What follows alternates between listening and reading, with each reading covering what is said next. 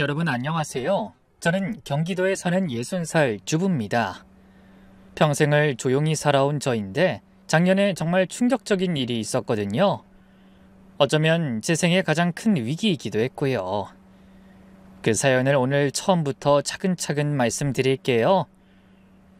저는 경상도 작은 마을에서 태어나서 22에 지금 남편을 만나 결혼했어요. 저는 딸만 넷인 집에 셋째로 태어나 크게 관심받지 못하고 자랐거든요. 그래서인지 결혼하고 아들을 낳았을 때 정말 기뻤답니다. 여보, 아들이야. 우리 아들. 산부인과에서 아들이라고 했을 때 남편도 펄쩍 뛰며 좋아하던 모습이 아직도 생생해요. 시어머니도 우리 집안의 대를 이을 손자가 태어났구나 라며 기뻐하셨고요. 남편은 서울에서 인테리어 기술을 배운 사람이었는데 성실하고 손재주가 좋아 결혼하고 나서도 일이 끊이지 않았죠. 처음엔 남의 가게 인테리어만 해주다가 10년쯤 지나니까 조그만 사무실도 차리고 직원도 2~3명 두게 됐어요. 아주 큰 돈을 번 건 아니지만 애 하나 키우고 사는 데는 감사하게도 부족함이 없었답니다. 우리 아들은 결혼 2년 만에 어렵게 얻은 아이라 정말 금이야 오기야 키웠어요. 어릴 때부터 순하고 말 잘 듣는 아이였죠? 진호야, 엄마가 세상에서 제일 사랑하는 게 누구야? 진호! 그럼 진호는 누굴 제일 사랑해? 엄마요! 조그맣던 아이와 이런 대화를 나누던 게 엊그제 같은데 세월이 참 빠르게 느껴지네요. 진호는 학창시절 내내 모범생이었어요. 초등학교 때는 반장도 여러 번 했고 중학교 땐 전교 학생회장까지 했죠. 고등학교 때는 수석으로 졸업했고요. 엄마, 나 이번에도 전교 10등 안에 들었어. 성적표를 들고 뛰어오던 아들의 모습이 아직도 눈에 선해요. 대학도 서울에 있는 괜찮은 공대에 갔고 졸업하고 대기업 IT 개발팀에 들어갔을 때는 동네방네 자랑하느라 바빴죠. 우리 아들이 땡땡 기업에 들어갔어요. 연봉도 5천만 원이 넘는데요. 그런데 이 녀석이 일만 하고 연애는 안 하는 거예요. 제 눈엔 부족한 게 없는데 말이에요. 진호야, 회사에 예쁜 여직원 없니? 있죠. 근데 관심 없어요. 왜? 엄마 친구들은 다 손주 재롱 보는데 너 그러다 좋은 시절 다 간다. 엄마, 전 아직 과장도 아닌데요. 좀 더 올라가고 나서 생각할게요. 그렇게 미루다가 30 중반이 되어서야 드디어 저에게 소개할 만한 여자친구가 생긴 겁니다. 엄마, 이번 주 토요일에 집에 갈 건데 소개할 사람 있어요? 같이 갈게요. 그날부터 일주일 동안 잠을 못 잤던 것 같아요. 드디어 우리 아들도 결혼을 하는구나 싶어서요. 무엇보다 아들이 평생을 함께 의지하며 살아갈 사람이 생겼다는 것에 너무 기뻤습니다. 토요일이 되자 아들은 평소와 완전 딴 사람이 되어 나타났어요. 새 옷도 사입고 미용실도 가고 향수까지 뿌렸더라고요. 크게 각오한 것 같았죠. 오후 2시 초인종이 울렸어요. 문을 열자 아들 옆에 단아한 여자가 서 있었어요. 어머님 안녕하세요. 처음 뵙겠습니다. 김지은이라고 합니다. 첫인상이 참 좋았어요. 검은색 원피스에 중단발 머리, 단정한 차림새, 키는 165cm 정도로 아들보다 한 뼘 정도 작았는데 자세가 반듯하고 목소리도 차분했어요. 특히 맑은 눈빛이 인상적이었죠. 인사도 90도로 공손하게 했고요. 거실로 안내하니 지은이가 제가 차 준비 도와드릴게요 라며 따라왔어요. 아니야, 손님인데 편하게 있어. 아니에요, 제가 하고 싶어서 하는 거예요. 어머님은 차 좋아하세요? 커피 좋아하세요? 녹차를 좋아하긴 해요. 저도 녹차 좋아해요. 향이 좋잖아요. 부엌에서 함께 차를 준비하면서 자연스럽게 대화를 나눴어요. 지은 씨는 우리 진호 어디가 좋아서 만나요? 진호 씨는 성실하고 따뜻한 사람이에요. 제가 신입사원 때 실수 많이 했는데 진호 씨가 항상 도와줬어요. 한 번은 제가 프레젠테이션 자료를 잘못 만들어서 울고 있었는데 진호 씨가 밤새 도와줘서 다시 만들어줬거든요. 매사에 그렇게 섬세하고 다정해요. 정말요. 그 말을 들으니 우리 아들이 새삼 대견했어요. 알고 보니 지은이도 서울 명문대 경영학과 출신의 진호와 같은 회사 마케팅팀 대리더라고요. 부모님은 뭐 하시고? 아버지는 철물점 하시고 어머니는 가게일 도우세요. 형제는 언니 둘이 있는데 다 시집 갔고요. 막내구나. 귀여움 많이 받았겠네요. 그렇긴 한데 집안 형편이 어려워서 일찍 철이 들어야 했어요. 중학교 때부터 가게 일도 도왔고 대학은 장학금 받으면서 다녔어요. 과외도 하고 카페 알바도 했고요. 참 똑똑하고 성실한 아이구나 싶었죠. 그날 저녁까지 먹고 갔는데 식사 후에 설거지를 도와주겠다고 나서더라고요. 어머님, 제가 설거지 할게요. 아니야, 그냥 놔둬요. 저 설거지 잘해요. 집에서 맨날 했거든요. 그러니까 더 하면 안 되지. 엄연한 손님인데. 그렇게 자연스럽게 부엌에서 같이 일하면서 더 가까워지는 것 같았어요. 그 후로 지은이는 아들과 함께 자주 집에 왔죠.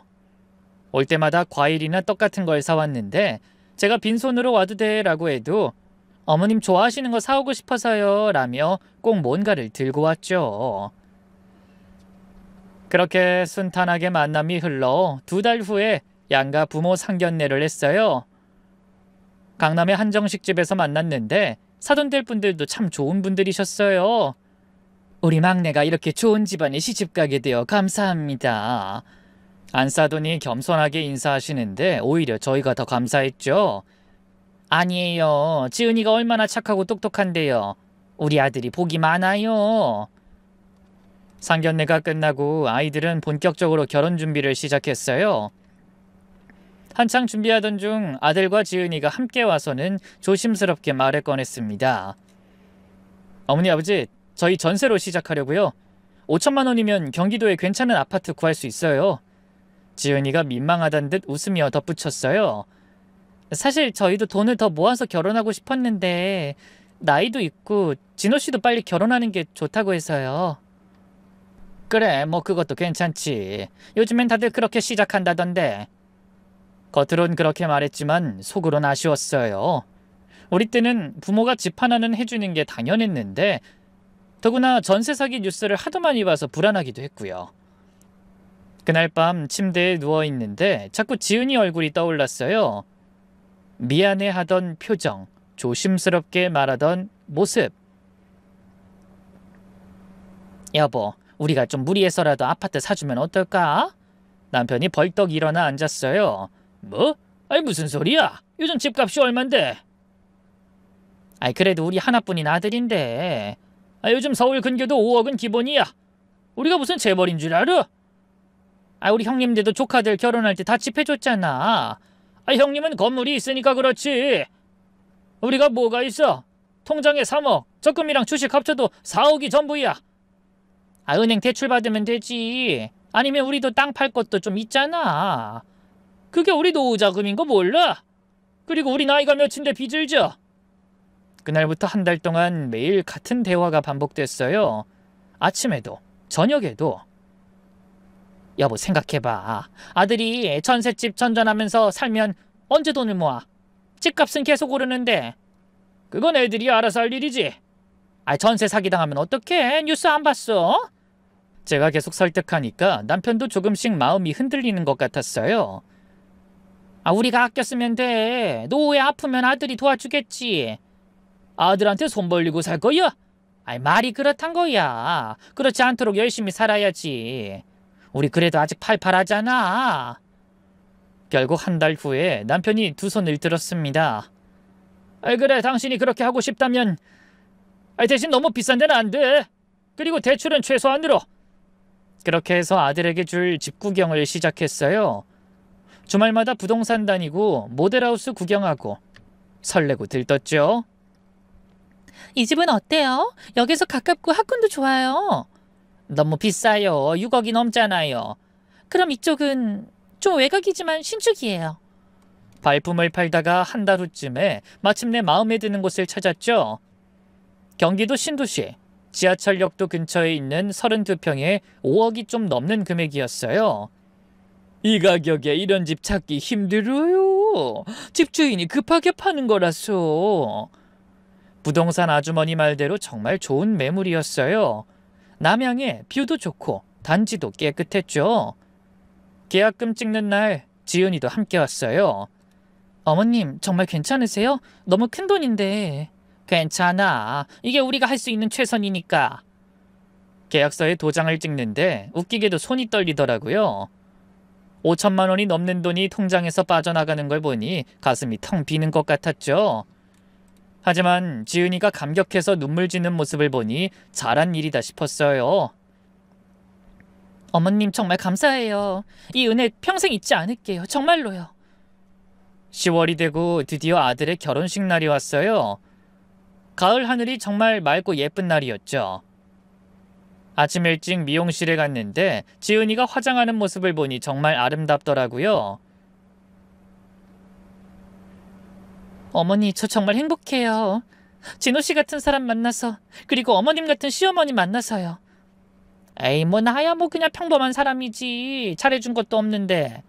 아니에요. 제 친구들 시어머니 얘기 들어보면 어머님이 정말 특별한 분이세요. 아 참, 어머님도 어서 화장 받으세요. 오늘은 어머님도 주인공이니까. 저기 제가 다 예약해뒀어요. 아이가 좋은 샵으로 예약해준 덕에 저도 오랜만에 전문가 화장을 받았죠. 그날 결혼식장에서 있었던 일이 기억나요. 지은이 친구가 축가를 부르는데 가사를 잊어버려서 중간에 멈췄어요. 순간 조용해졌는데 지은이가 웃으면서 따라 불러주더라고요. 다들 그 모습이 예뻐서 웃었죠. 아이들은 결혼식 한 달 후 초겨울에 입주했어요. 집 구경을 하는데 지은이가 신경 써서 꾸민 게 느껴졌어요. 어머님, 이 방은 나중에 아기 방으로 쓸 거예요. 벌써 아기 생각을 하니? 빨리 나와서 어머님한테 손주 안겨드리고 싶거든요. 거실 한쪽 벽에는 우리 가족 사진을 크게 걸어뒀더라고요. 이 자리는 가족 사진 전용이에요. 앞으로 식구가 늘어나면 더 큰 액자로 바꿀 거예요.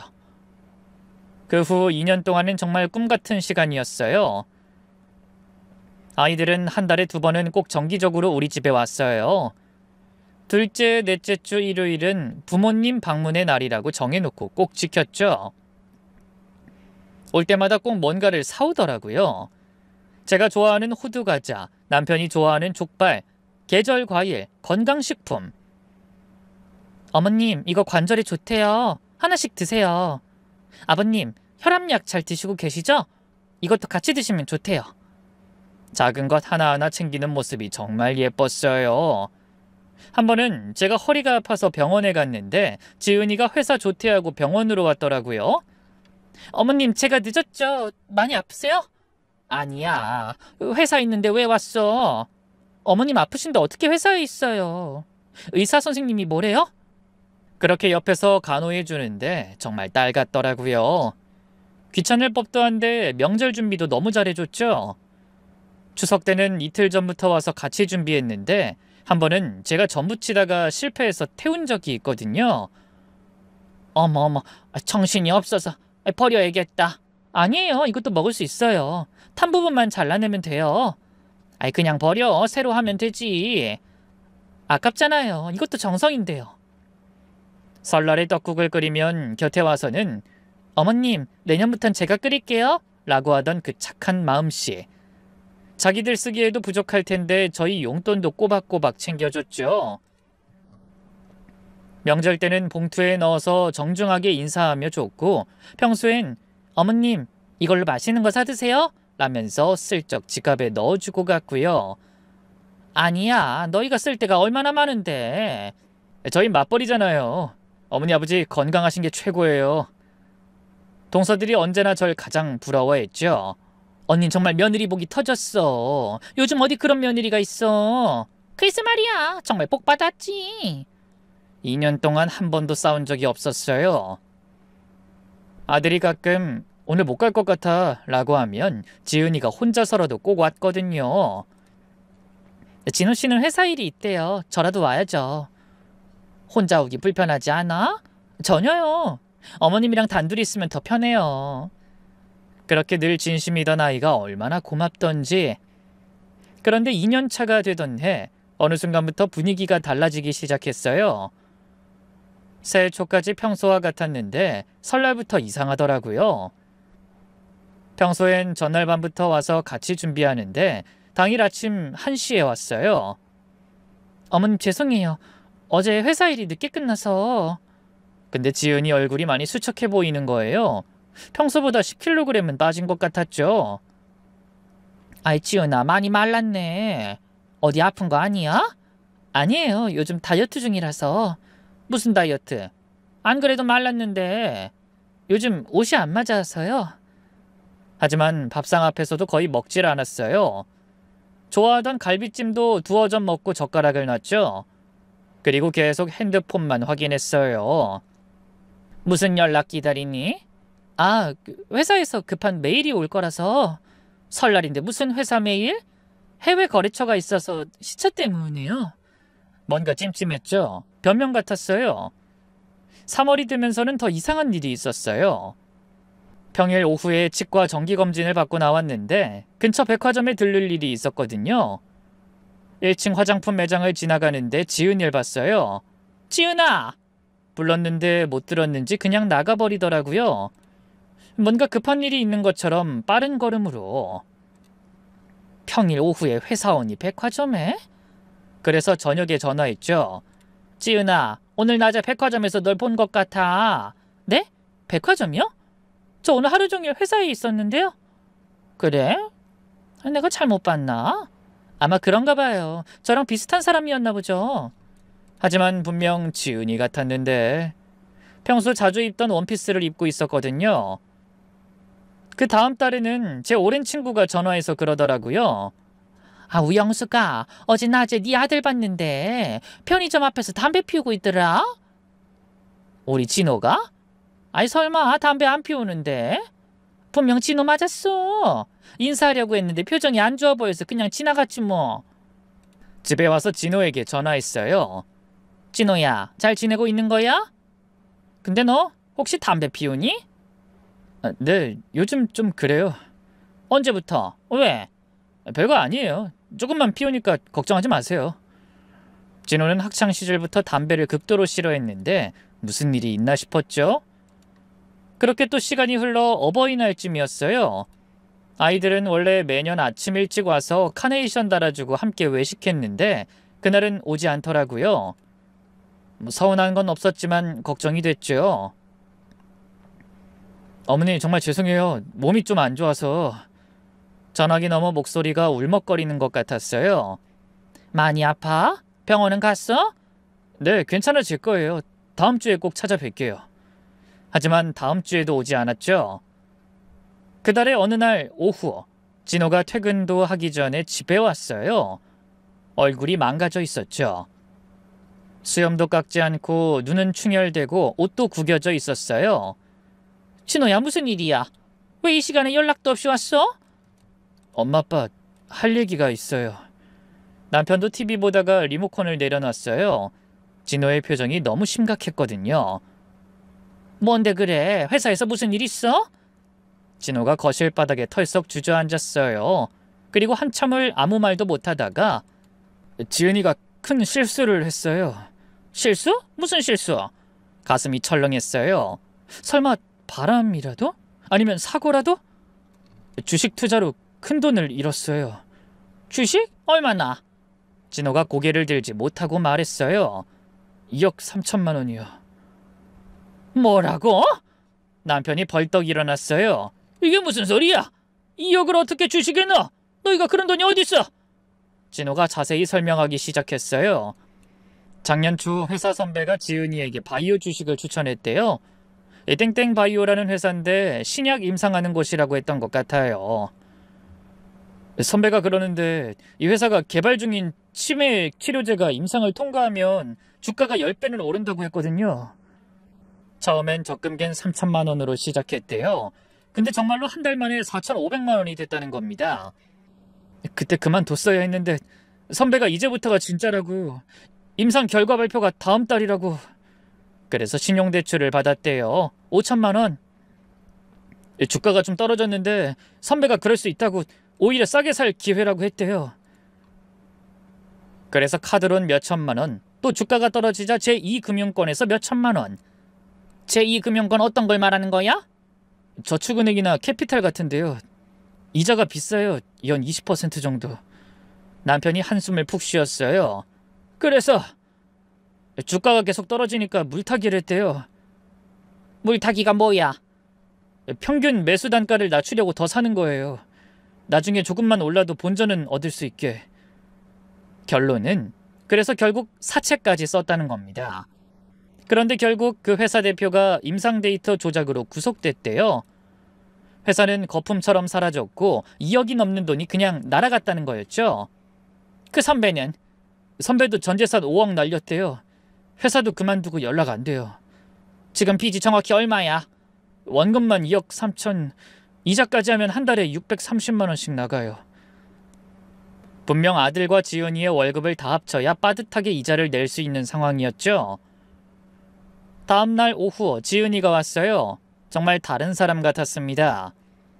몇 개월 전만 해도 통통하고 밝던 얼굴에 뼈만 남았더라고요. 눈은 퀭하고 광대뼈는 튀어나오고 입술은 바짝 말라 있었어요. 아이는 거실로 들어오자마자 무릎을 꿇었어요. 어머님, 아버님, 죄송해요. 정말 죽을 죄를 지었어요. 일단 앉아, 울지 말고. 정말 죽고 싶어요. 매일 한강다리를 지나가면서 차라리 뛰어내릴까 생각해요. 그런 소리 하지 마. 죽으면 다 끝이야? 겉으론 위로했지만 속으론 배신감이 들었어요. 우리가 노후자금 다 털어서 사준 집에서 편하게 살면서 주식에다 돈을 날렸다니. 아이는 눈물을 연신 닦아내며 자초지종을 설명하기 시작했어요. 처음엔 정말 공부하려고 시작했어요. 회사에서 다들 주식 얘기만 하니까 모르는 저만 바보 같았거든요. 땡땡 부장님은 테슬라로 3천만 원 벌어서 차 바꿨다.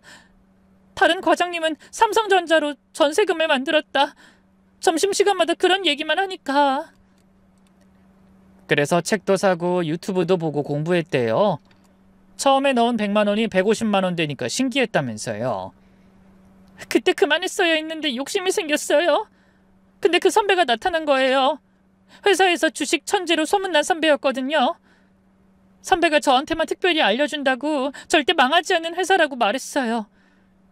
결국 그 말을 믿고 시작한 게 파멸의 시작이었던 거죠.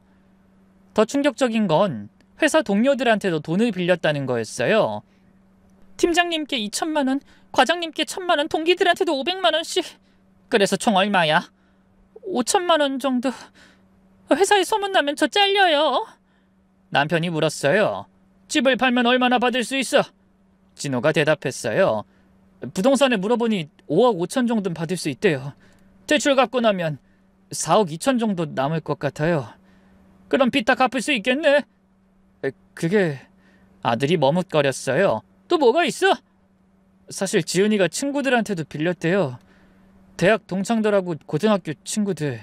얼마나? 2천만 원 정도 더... 결국 다 합치면 3억이 넘는 빚이었어요. 집을 팔아도 전세 보증금조차 제대로 안 남는 상황이었죠. 한참 침묵이 흐른 후 제가 입을 열었어요. 우리 집으로 들어와라. 남편이 놀라서 쳐다봤어요. 뭐? 여보 무슨 소리야? 애들 길거리에 나 앉게 할 거야? 전세금이라도 아껴서 빚 갚게 해야지. 아니 그래도 집이 넓지도 않은데. 그럼 어쩔 거야? 우리가 사준 집 팔아먹고 갈 데도 없는데. 팔아먹다라는 표현에 지은이가 더 크게 울었어요. 죄송해요. 정말 죄송해요. 결국 남편도 동의했죠. 다른 방법이 없었으니까요. 그 다음 달 아이들은 집을 급매물로 내놨어요. 다행히 좋은 집이라 한 달 만에 바라던 가격으로 계약이 됐죠. 아이들은 곧바로 이사 준비를 시작했어요. 저희 집은 30평 아파트인데 작지만 방이 3개였거든요. 큰 방은 우리 부부가 쓰고 중간 방은 손님방 겸 서재, 작은 방은 창고를 쓰고 있었죠. 창고 정리해서 너희가 중간 방 쓰고 작은 방은 서재로 쓰자. 그런데 지은이가 이런 말을 하더라고요. 어머님, 제가 작은 방 혼자 쓰면 안 될까요? 뭐? 부부가 각방을? 그게... 지은이가 눈물을 흘리며 설명했어요. 제가 우울증이 심해서 공황장애도 있어요. 밤에 악몽 꾸고 소리 지르고 한 번은 발작이 와서 진호 씨가 119 부를 뻔했어요. 진호도 거들었어요. 엄마, 지은이가 정말 힘들어해요. 약 부작용으로 불면증도 심하고 새벽에 계속 일어나서 돌아다니고 가끔 울기도 하고. 저도 회사 가야 하는데 잠을 못 자서. 그래도 부부가 각방을 쓰면 좀 그렇지. 힘들수록 옆에 있어줘야 하는 거 아니니? 제발요, 어머님. 제가 지금 너무 예민해져서 누가 제 공간에 들어오면 숨을 못 쉬어요. 정신과 선생님도 당분간은 절대적으로 안전한 나만의 공간이 필요하다고. 지은이가 간절히 부탁하는데 거절할 수가 없었어요. 그리고 한 가지 더 부탁이 있어요. 제 방에는 절대 들어오지 마세요. 청소도 제가 할게요. 왜? 우리가 남이니? 아니에요. 그게 아니라 지금 제 상태로는 누군가 제 물건을 만지거나 공간을 침범하면 공황 발작이 와요. 한 번은 진호 씨가 제 방에 들어왔다가 제가 과호흡으로 쓰러진 적도 있어요. 그렇게까지 심각한 줄은 몰랐어요. 알았어. 네 방은 네가 알아서 해. 감사해요, 어머님. 정말 감사해요. 이사하는 날이었어요. 지은이는 작은 방에 짐을 풀자마자 문에 자물쇠를 달았어요. 그것도 번호를 누르는 디지털 도어락이었죠. 자물쇠까지 필요한 거야? 네, 문이 잠겨있지 않으면 불안해서 잠을 못 자요. 죄송해요. 이사 첫날 저녁, 저는 정성껏 식사를 준비했어요. 지은이가 좋아하는 갈비찜도 했고 각종 나물과 반찬도 했죠. 밥 먹자는 말에 그 아이는 한참 후에야 문을 살짝 열고 얼굴만 내밀었어요. 눈이 퉁퉁 부어 있었죠. 어머님, 저 오늘은 좀 혼자 있고 싶어요. 그래도 뭐라도 먹어야지. 아무것도 안 먹었잖아. 그래도 나중에. 정말 죄송해요. 문을 닫는 소리가 왠지 서글펐어요. 그날 밤 남편이 말했죠. 저러다 정말 큰일 나는 거 아니야? 그러게, 그 병원은 다닌다는데. 돈 문제로 저렇게 됐으니 안 됐지. 이사 온 첫 주는 정말 어색했어요. 지은이는 거의 방에서 나오지 않았고 진호도 그 눈치를 보느라 말수가 줄었죠. 일주일쯤 지나자 이상한 일들이 하나둘 생기기 시작한 겁니다. 먼저 새벽마다 지은이 방에서 컴퓨터 소리가 났어요. 처음엔 그냥 타자 치는 소리인 줄 알았는데 가만히 들어보니 마우스 클릭 소리가 미친 듯이 났어요. 딸깍딸깍딸깍. 1초에 여러 번씩 누르는 것 같았죠. 새벽에 뭘 그렇게 열심히 하지? 그리고 전화통화 소리가 자주 들렸어요. 네, 알겠습니다. 다음 주까진 꼭. 조금만 더 기다려주세요. 네, 이자는 꼭 입금할게요. 그리고 이런 일도 있었죠. 마트에서 장을 보고 집에 돌아왔는데 현관에 택배 상자가 산더미처럼 쌓여 있더라고요. 이게 다 뭐야? 상자를 세어보니 15개 정도 됐어요. 다 지은이 이름으로 온 거였죠. 발송지를 보니 땡땡 명품 아울렛, 땡땡 럭셔리몰, 땡땡 브랜드샵 같은 곳들이었어요. 명품을 이렇게 많이 샀다고? 그때 지은이가 방에서 나왔죠. 평일인데 집에 있는 것도 이상했죠. 어머님 오셨어요? 지은아, 회사는? 오늘 연차예요. 그런데 표정이 뭔가 불안해 보였어요. 택배 상자들을 보더니 황급히 말했죠. 제가 옮길게요. 무거우실 텐데. 이게 다 뭐니? 쇼핑을 이렇게 많이 했어? 이거 그냥 필요한 것들이에요. 하지만 필요한 것 치고는 너무 많았어요. 게다가 명품 상자들이라니. 지은이가 상자들을 방으로 옮기는 걸 도와주면서 슬쩍 물었어요. 요즘 보너스라도 받았니? 네? 네, 뭐 그런 거예요. 대답이 애매했어요. 그날 저녁 준호한테 넌지시 물어봤죠. 지은이가 요즘 보너스 받았다며? 보너스요? 글쎄요, 들은 적 없는데요. 오늘 택배가 15개나 왔더라. 다 명품 상자던데. 준호도 놀란 표정이었어요. 15개요? 그렇게 많이? 그때부터 뭔가 이상하다는 생각이 들기 시작했어요. 며칠 후 더 이상한 일이 있었어요. 새벽 1시쯤 물을 마시러 나왔는데 지은이 방에서 불이 새어나왔어요. 그리고 작은 목소리가 들렸죠. 언니, 이번 건 정말 대박이에요. 인스타에 올리기만 해도 문의가 막 와요. 물론 원가에 3배는 남겨야죠. 근데 진품 맞죠? 고객들이 계속 물어봐요. 당연하죠. 걱정 마세요. 병행 수입이니까 저렴한 거예요. 병행 수입? 원가의 3배? 무슨 얘기를 하는 거지? 다음 날 아침, 지은이가 출근하고 나서 청소하다가 거실 쓰레기통에서 이상한 걸 발견했어요. 명품 브랜드 택이 수십 개가 버려져 있었어요. 그런데 자세히 보니 뭔가 이상했죠. 글씨체가 미묘하게 달랐고 재질도 싸구려 같았죠. 그리고 영수증 조각들도 있었는데 금액을 보고 깜짝 놀랐어요. 샤넬백 180만원, 구찌 지갑 85만원, 에르메스 스카프 120만원. 한 달에 이런 글 수십 개씩 산다고? 지은이의 행동은 점점 더 수상해졌어요. 퇴근 시간이 점점 늦어졌고 주말에도 약속이 있다며 자주 나갔어요. 그리고 항상 커다란 쇼핑백을 들고 나갔다가 빈손으로 돌아왔죠. 한 번은 일요일 오전에 지은이가 서둘러 나가려고 하길래 물었어요. 어디 가니? 일요일 아침부터? 친구들 만나기로 했어요. 근데 현관에 쇼핑백이 5개나 놓여 있었어요. 안에는 명품 박스들이 가득했죠. 그건 왜 가져가? 아, 친구들이 봐달래서요. 제가 패션 쪽을 좀 아니까. 분명 변명 같았어요. 택배로 오는 수많은 물건, 새벽에 수상한 통화, 주말마다 들고 나가는 쇼핑백들. 확실히 이상하잖아요. 그런데 며칠 후 결정적인 일이 있었어요. 우편함에 신용카드 청구서가 왔는데 수신인이 지은이었어요. 실수로 열어봤는데 이번 달 청구액 2,847만 원. 리볼빙 잔액 8,920만 원. 뭐야 이게? 카드 빚이 거의 1억이라니? 청구 내역을 보니 더 놀라웠어요. 땡땡 명품샵 450만 원, 땡땡 아울렛 380만 원, 땡땡 브랜드몰 520만 원. 거의 매일같이 수백만 원씩 결제한 흔적이 있는 겁니다. 아무리 봐도 이상하잖아요.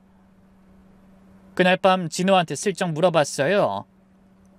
요즘 지은이한테 별일 없니? 뭐 같이 있을 시간이 적어져서 잘은 모르지만요. 지은이가 뭔가 다른 일을 시작한 건 아니고? 아니, 잘은 모르겠지만 말이야. 그래서 씀씀이가 커졌다거나. 지은이가 큰일을 내긴 했었지만 원래 문제 있는 애는 아니야. 엄마도 알잖아요. 진호는 애써 지은이를 믿으려는 것 같았죠. 그 일이 있고 난 후 어느 밤이었어요.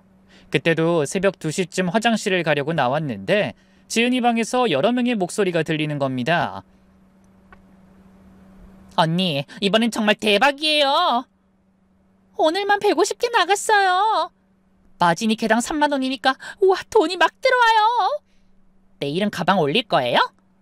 여자들 목소리가 4-5명은 되는 것 같았어요. 새벽에 무슨 모임을 하는 거지? 마진? 그건 또 무슨 소리고? 그런데 다음 날 아침, 평소 같았으면 일을 나갔을 시간이지만 두고 온 물건이 있어 잠깐 집을 들렸거든요. 그런데 복도에 여자 슬리퍼가 여러 켤레 있는 걸 봤어요. 현관에는 커피 테이크아웃 컵이 여러 개 버려져 있었고요. 며느리가 회사 팀원들과 밤새 회의라도 한 건가 싶었지만 어딘가 수상했죠. 그래서 퇴근하고 돌아온 아들에게 또 한 번 물어봤어요. 어젯밤에 지은이 방에서 사람들 소리 들었니? 아니요, 전 잠들어서. 여자들 여러 명이 와서 무슨 알 수 없는 얘기를 하고 그러던데? 진호는 이번에도 피곤한 듯 그냥 대수롭지 않게 여기더군요. 며칠 후 또 이상한 일이 있었어요. 그때 지은이 방에 에어컨이 망가졌을 때였을 거예요. 평일 오전쯤 지은이가 평상복 차림으로 거실에 앉아 노트북을 켜고 있었어요. 회사 안 가니? 아, 오늘 재택근무예요. 근데 노트북 화면에는 온통 명품 사진들이 가득했어요. 가방, 지갑, 신발. 그건 뭐야? 관심 있어? 아, 회사 마케팅 자료예요. 시장 조사하는. 하지만 옆에 놓인 노트를 얼핏 봤는데 샤넬 클래식 원가, 에르메스 입고 일정, 수수료 30% 같은 글씨가 보였어요. 1시간쯤 후에는 핸드폰으로 무슨 방송을 보고 있더라고요. 뭐 보니? 아, 회사 경쟁사 분석이에요.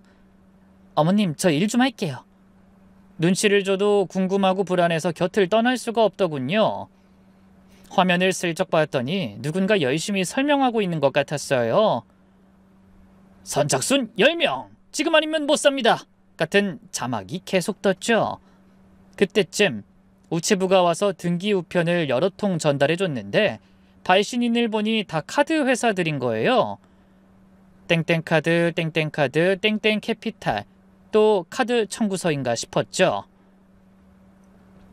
그날 저녁 지은이가 집에 들어왔을 때 등기 우편들을 줬어요. 지은아, 이런 게 왔던데 혹시 무슨 일 있니? 대답도 하지 않고 편지들을 받으면서 혼자 중얼거리더군요.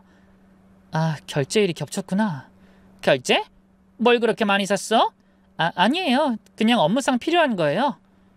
황급히 방으로 들어가며 답을 피했죠.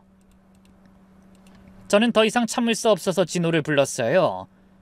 진호야, 난 더 이상 못 참겠다. 지은이 걔가 분명히 또 무슨 일을 벌이고 있어. 제가 본 것들을 다 얘기했어요. 진호의 얼굴이 점점 어두워졌습니다.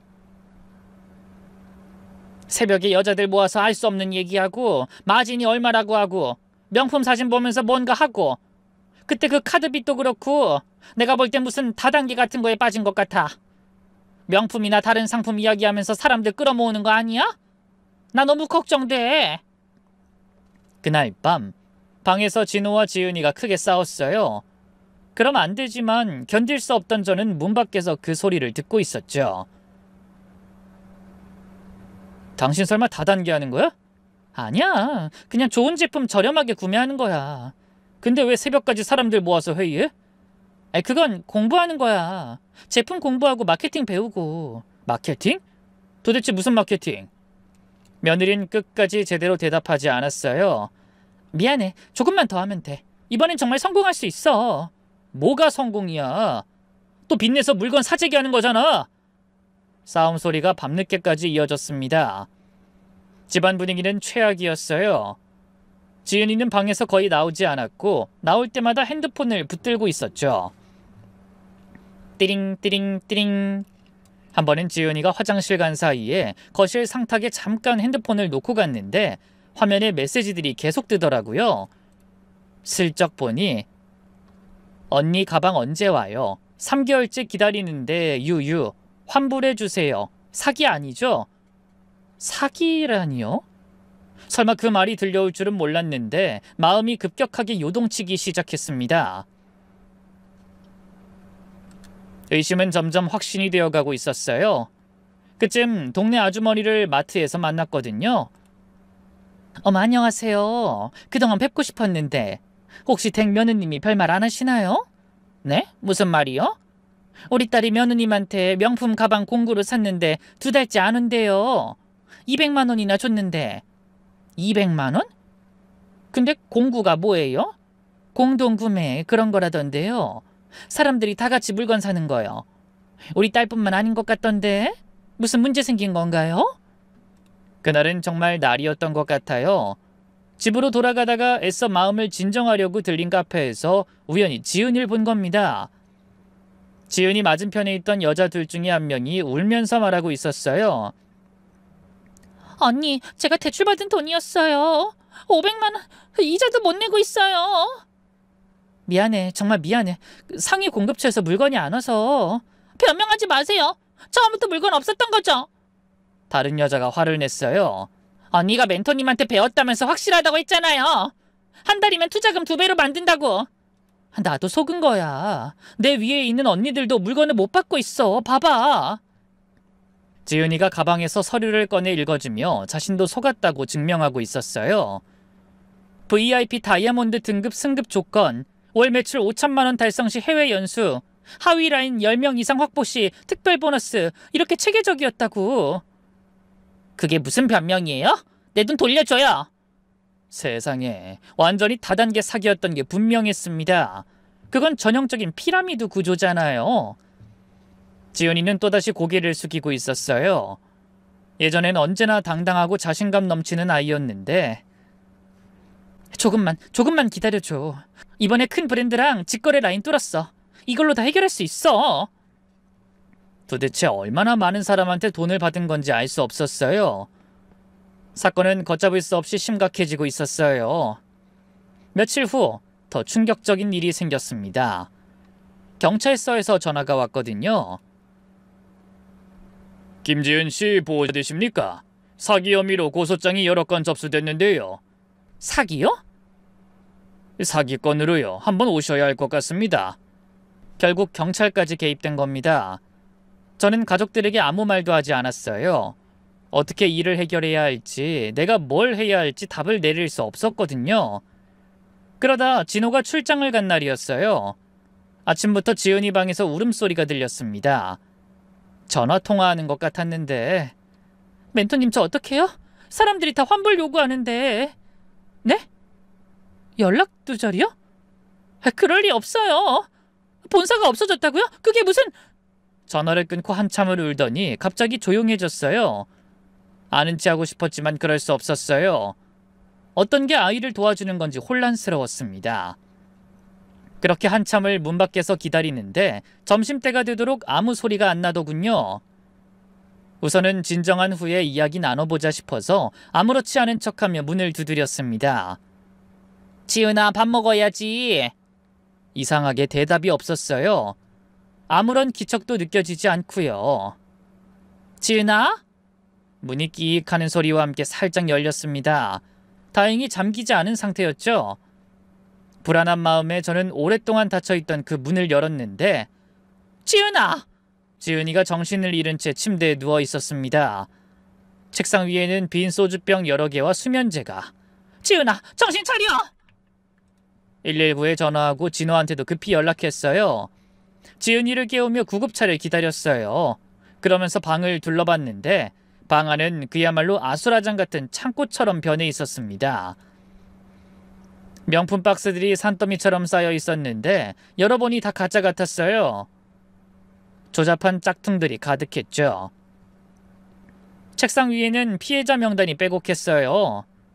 박땡땡님 샤넬백 300만원 미지급, 이땡땡님 에르메스 지갑 150만원 미지급, 최땡땡님 루이비통 3개 500만원 미지급.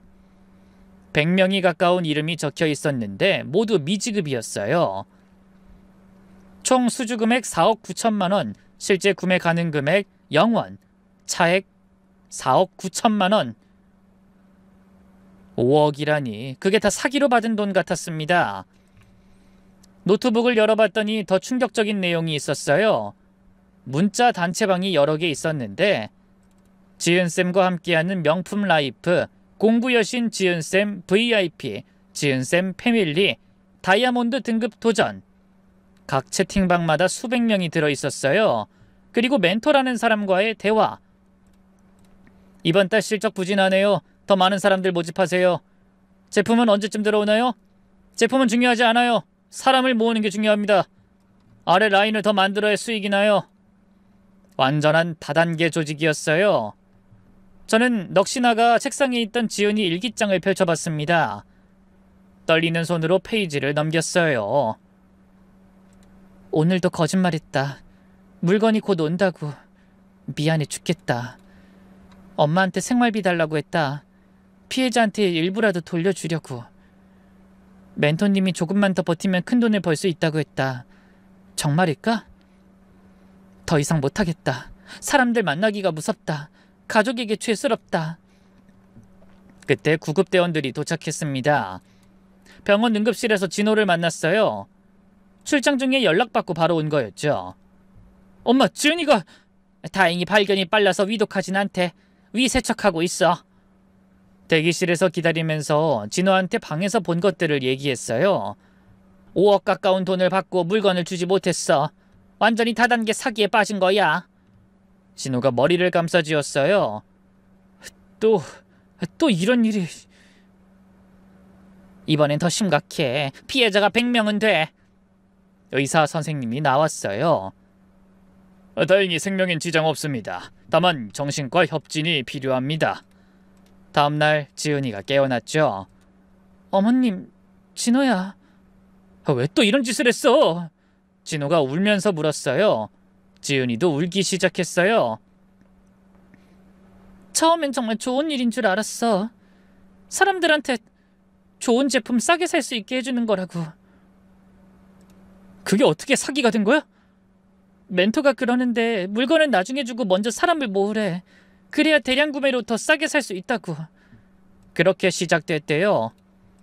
처음엔 정말로 물건을 구해서 줬는데 점점 물량이 안 맞기 시작했고 나중엔 받은 돈으로 새로운 사람한테 조금씩 돌려주는 식이 됐어. 돌려막기. 내가 정신이 나갔었나 봐. 일주일 후 지은이는 일반 병실로 옮겨졌어요. 정신과 치료를 받으면서 조금씩 안정을 찾았죠. 조금 더 휴식을 취한 후 아이가 모든 걸 털어놨습니다. 작년에 인스타에서 어떤 언니를 알게 됐어요. 명품 공부하는데 한 달에 1,000만 원씩 번다고. 그 언니가 바로 멘토였대요. 처음엔 그 언니 밑에서 일만 도왔어요. 고객 응대하고 포장하고. 그런데 어느 날 네 라인을 만들어 보라고 하더라고요. 네 라인? 제 밑에 사람들을 모으래요. 그래야 진짜 돈을 번다고. 처음엔 친구들, 회사 동료들한테 권했대요. 정말로 좋은 기회라고 믿었으니까. 근데 이상했어요. 물건은 계속 다음 주, 다음 달로 미뤄지고 대신 더 많은 사람을 모으라고만 하고. 어느 순간 눈치챘대요. 이게 사기라는 걸. 그때 그만뒀어야 했는데 이미 받은 돈이 너무 많았어요. 돌려줄 수도 없고. 그래서 더 깊이 빠져든 거예요. 언젠가는 정말로 물건이 올 거라고. 그럼 모든 게 해결될 거라고 믿으면서. 멘토 언니도 계속 그랬어요. 조금만 더 버티면 본사에서 물량 풀린다고. 포기하면 다 잃는다고. 하지만 결국 멘토도 연락이 끊겼고 본사라는 곳도 사라졌어요. 저도 피해자예요. 정말이에요. 그것도 맞는 말이었어요. 지은이도 위에 돈을 바쳤으니까. 하지만 그렇다고 아랫사람들한테 한 짓이 정당화되는 건 아니었죠. 그래도 네가 다른 사람들을 속인 건 사실이야. 알아요. 그냥 죽고 싶어요. 그 어떤 잘못도 네 목숨과 바꿀 수 없단다. 넌 우리 가족이잖아, 지은아. 저희는 곧바로 변호사를 선임했어요. 다단계와 유사 수신 행위 그리고 사기 혐의가 적용될 겁니다. 피해 금액이 크고 피해자가 많아서. 그럼 어떻게 되는 거예요? 피해 변제가 얼마나 되느냐에 따라 달라집니다. 전액 변제가 어렵다면 실형도 가능해요. 온 가족이 모였어요. 5억을 어떻게 마련하지? 아파트 팔면 3억은 나와. 남편이 말했어요. 나머지 2억은? 장인어른과 장모님이 해주실 거야. 퇴직금도 중도 인출하고. 지연이는 우리에게 무릎 꿇고 빌었어요. 죄송합니다. 정말 죄송합니다. 일어나. 가족이 어려울 때 돕는 거지. 속으로는 화가 났지만 며느리가 죽을 생각까지 한 걸 아니까 차마 내칠 수 없었죠. 다행히 가족들의 도움으로 돈을 마련할 수 있었어요. 피해자들을 만나기 시작했습니다. 하루에 3명에서 5명씩 한 달 넘게 계속됐죠. 정말 죄송합니다. 제가 큰 잘못을 했습니다. 지은이는 매번 무릎 꿇고 사죄했어요. 반응은 다양했죠. 그래도 돈이라도 돌려주니 다행이네요. 다신 이런 일 하지 마세요. 용서해주는 사람도 있었지만 돈만 돌려주면 끝이에요? 하며 끝까지 화를 내는 사람도 많았죠. 됐어. 돌려받기라도 해서 다행이지. 젊으니까 다시 시작해. 똑바로 살고. 피해 변제율은 약 90%였어요. 나머지 10%는 이자와 정신적 피해 보상 요구 때문에 합의가 어려웠죠. 그 과정에서 지연이는 완전히 달라졌어요. 한때 그렇게 화려하고 자신감 넘치던 모습은 사라지고 초췌한 얼굴로 고개만 숙이고 다녔죠. 어머님, 저 정말 나쁜 사람이었어요. 어떻게 그런 짓을... 이제라도 깨달았으니 다행이야. 재판이 시작됐습니다. 피고인은 피해자들의 신뢰를 악용하여 금전적 이익을 취했으나 대부분의 피해를 변제하였고 본인도 상위 조직에 속아 피해를 본 점, 초범인 점, 깊이 반성하고 있는 점을 참작하여 집행유예 4년 그리고 사회봉사 200시간이 선고됐어요. 감사합니다. 감사합니다. 지연이는 또다시 울면서 고개를 숙였어요. 재판이 끝나고 집에 돌아왔을 때 아이가 제 손을 잡고 말했죠. 어머님, 진호야, 다시 기회 주셔서 감사해요. 정말로 이젠 새 사람 될게요. 회사에서는 소문이 나서 더 이상 다니기 힘들어졌죠. 몇 달 후 작은 온라인 쇼핑몰에서 일자리를 구했어요.